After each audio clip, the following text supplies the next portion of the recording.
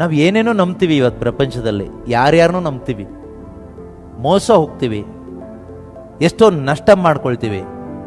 ಒಂದು ಚಾಲೆಂಜ್ ಆಗಿ ತಗೊಳ್ಳಿ ಕ್ರಿಶ್ಚಿಯನ್ ಯೂತ್ಸ್, ನಾನು ಯಾಕೆ ದೇವರ ವಾಕ್ಯ ನಂಬಬಾರದು?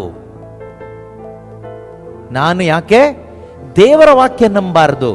ನಾನು ಯಾರ್ಯಾರನ್ನೂ ನಂಬ್ತೀನಿ, ಚಾಟ್ GPT ನಂಬ್ತೀನಿ, ಗೂಗಲ್ ನಂಬ್ತೀನಿ, ಮನುಷ್ಯರನ್ನ ನಂಬ್ತೀನಿ, ಇನ್ನು ಏನೇನೋ ನಂಬ್ತೀನಿ, ನನ್ನ ಸ್ವಂತ ಬುದ್ಧಿಯನ್ನ ನಂಬ್ತೀನಿ, ಜೊತೆಲಿ ಇರೋರನ್ನ ನಂಬ್ತೀನಿ. ಕ್ವಶನ್ ಹಾಕೊಳ್ಳಿ, ನಾನು ಯಾವತ್ತಾದ್ರೂ ದೇವರನ್ನ ಪೂರ್ತಿಯಾಗಿ ನಂಬಿದ್ದೀನ? ಅಥವಾ ದೇವರ ವಾಕ್ಯವನ್ನ ಪೂರ್ತಿಯಾಗಿ ನಾನು ಟ್ರಸ್ಟ್ ಮಾಡಿದ್ದೀನ?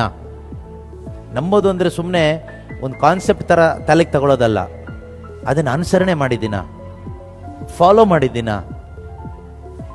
ಮಾಡದೇ ಇದ್ರೆ, ನಂಬದೇ ಇದ್ರೆ, ಇವತ್ತೊಂದು ಒಳ್ಳೆ ಡಿಸಿಷನ್ ಮಾಡಿ, ಇಷ್ಟು ದಿವಸ ಯಾರ್ಯಾರನೋ ನಂಬ್ದೆ, ಏನೇನೋ ನಂಬ್ದೆ, ಏನು ಪ್ರಯೋಜನ ಆಗಿಲ್ಲ, ಇವತ್ತಿಂದ ದೇವರ ವಾಕ್ಯ ನಂಬ್ತೀನಿ, ದೇವರು ಏನು ಹೇಳಿದಾರೋ ಅದನ್ನ ಮಾಡ್ಲಿಕ್ಕೆ ಶುರು ಮಾಡ್ತೀನಿ.